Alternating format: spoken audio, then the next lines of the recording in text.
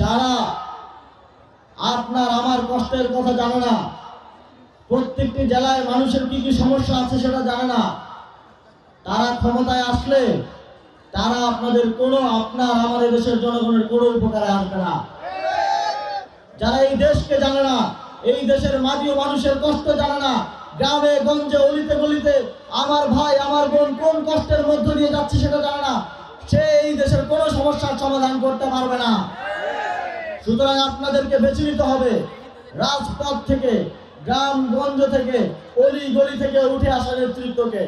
আপনারা যখন 11 দলীয় জোটের পক্ষে, শাপলাগুলির পক্ষে প্রচারণা করতে যান, একটি দল সেখানে প্রতিবন্ধকতা তৈরি করে, বাধা তৈরি করার চেষ্টা করছে। আমরা বিগত সময়ে যারা এই ধরনের কার্যক্রম করেছে তাদের কি পরিণতি হয়েছে তা আমরা দেখেছি।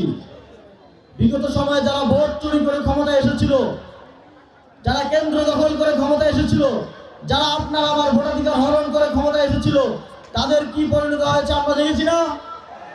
তারা এখন কোথায় আছে? তারা এখন দিল্লিতে আছে।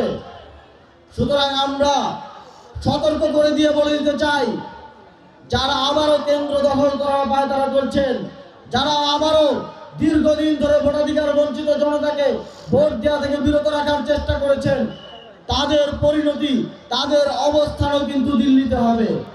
অনেক জায়গায় তারা বলছে যে 12 তারিখ পর্যন্ত চাঁদাবাজি করা যাবে না, কিন্তু 12 তারিখের পরে চাঁদাবাজি করা যাবে। সুতরাং আগামী বাংলাদেশে যদি এমন কোন শক্তি যারা বিগত সময়ে বাংলাদেশের মানুষকে চাঁদাবাজি, সন্ত্রাসী এবং গুম খুনের মাধ্যমে কষ্ট দিয়ে এসেছে, যদি এমন কোন শক্তি ক্ষমতায় আসে, তাহলে 3-4 গ্রুপ থেকে 8-10 গ্রুপ চাঁদা চাইতে আসবে।